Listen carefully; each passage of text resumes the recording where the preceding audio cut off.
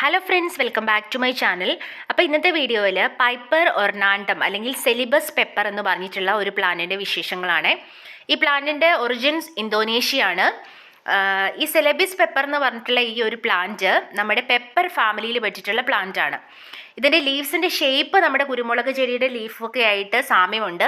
പക്ഷേ അതിൻ്റെ ആ ഒരു ഫോളിയേജ്, അതിൻ്റെ കളേഴ്സാണ് ഈ പ്ലാന്റിനെ ഏറ്റവും കൂടുതൽ ഭംഗിയുള്ളതാക്കുന്നത്. കാരണം ഇതിൻ്റെ ലീഫിൻ്റെ ബാക്ക് സൈഡിൽ ഒരു മെറൂണിഷ് കളറാണ്.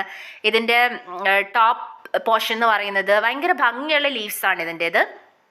ഇതിൻ്റെ ലീവ്സിന് നമ്മുടെ പെപ്പർ ലീഫുമായിട്ട് ഉള്ള ഒരു സാമ്യമുണ്ട്. അതുപോലെ തന്നെ അതിൻ്റെ ഒരു സ്മെല്ലാണുള്ളത്.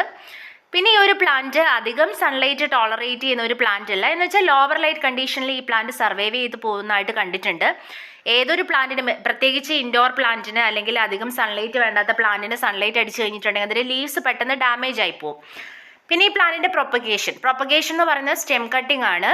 ഇതൊരു റെയർ പ്ലാന്റ് ആണ്.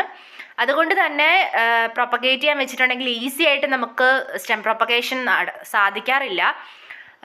പിന്നെ വാട്ടറിങ് എന്ന് പറഞ്ഞാൽ നമ്മൾ ടോപ്പ് സോയിൽ ഡ്രൈ ആകുമ്പോഴത്തേനും നമ്മൾ വാട്ടറിങ് ചെയ്ത് കൊടുക്കുക.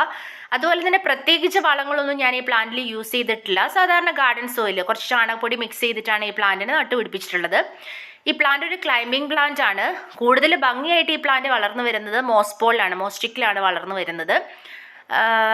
ഞാനിപ്പോൾ ഈ പ്ലാന്റിനെ ഒരു ഹാങ്ങിങ് ബോട്ടിലാണ് വെച്ചേക്കുന്നത്. ഇത് ഭയങ്കര സ്ലോ ഗ്രോയിങ് ആയിട്ടുള്ള ഒരു പ്ലാന്റ് ആണ്. ഈ പ്ലാന്റിനെ ഞാൻ മോസ്റ്റിക്കിലേക്ക് മാറ്റി വെച്ചിട്ടുണ്ട്. ഇത് ഞാൻ കുറച്ച് നാൾ മുമ്പ് എടുത്തിട്ടുള്ള വീഡിയോ ആയതുകൊണ്ട് അതിൻ്റെ പിക്ചർ ഞാൻ ഇതിൽ ആഡ് ചെയ്യാം. വീഡിയോയിൽ മോസ്റ്റിക്കിൽ പ്ലാന്റ് വളർന്നത് ഉൾപ്പെടുത്താൻ പറ്റില്ല. അപ്പോൾ ഇത്രയൊക്കെയുള്ളൂ ഇന്നത്തെ വീഡിയോ. അടുത്ത വീഡിയോമായി വീണ്ടും കാണാം.